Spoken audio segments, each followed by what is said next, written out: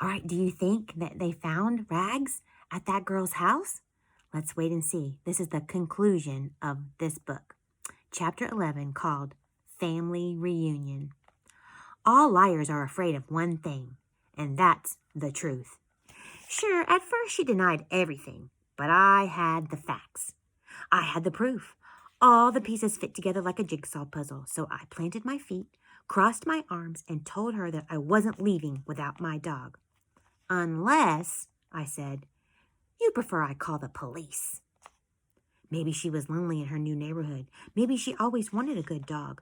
Maybe when she saw Rags, she saw the chance to have a big, wonderful pet to love. It didn't matter to me, not really, because Rags was mine.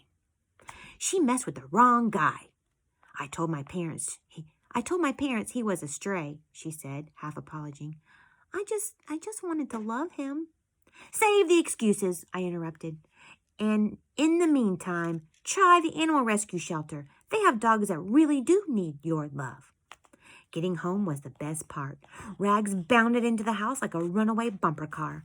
He jumped from person to person, leaping at my dad and wrestling with my brothers and licking my sister, Grams, and my mom.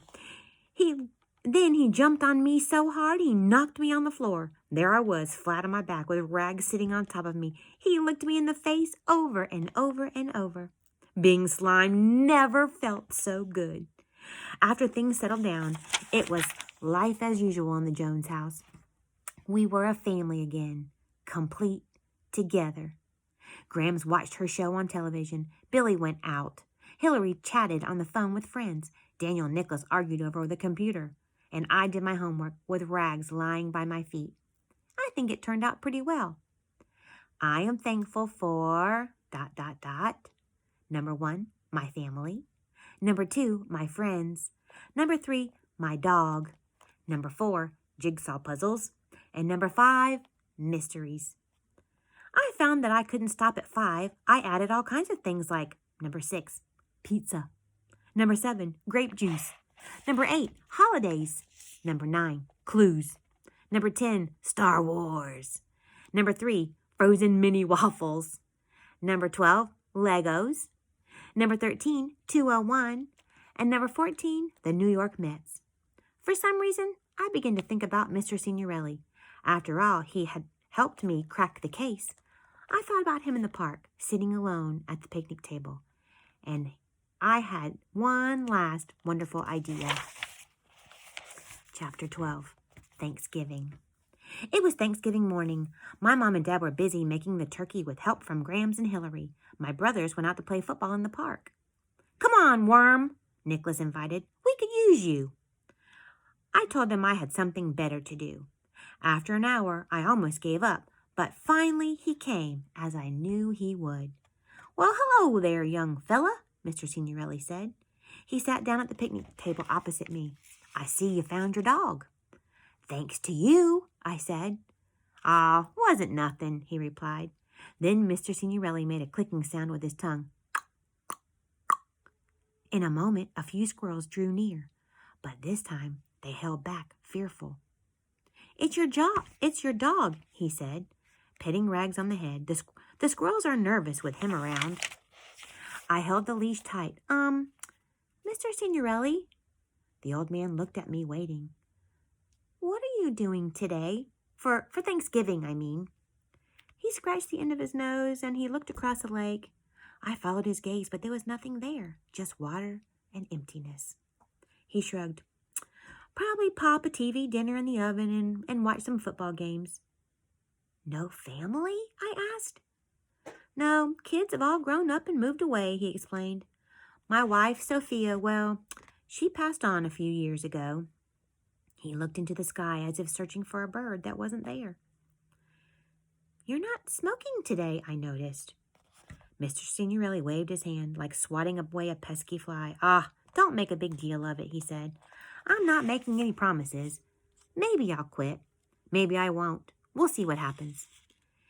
It was now or never. I took a deep breath and talked fast. We have a great TV. It's perfect for watching football games, and my sisters and brothers are nice most of the time. I'm sure they'll be nice today because it's a holiday and they have to. The thing is, I told my parents about you, Mr. Signorelli. They're grateful for your help. I was making a mess of it. He didn't understand. It's just, well, my parents said it's okay, and even Graham said it sounded like a terrific idea. Mr. Signorelli tugged at his coat sleeves. He looked at me questioningly. Finally, I blurted it out. Would you like to come to my house for Thanksgiving? Just for Thanksgiving dinner? Or maybe just dessert and coffee? My mom makes a great pecan pie. You like coffee, don't you, Mr. Signorelli?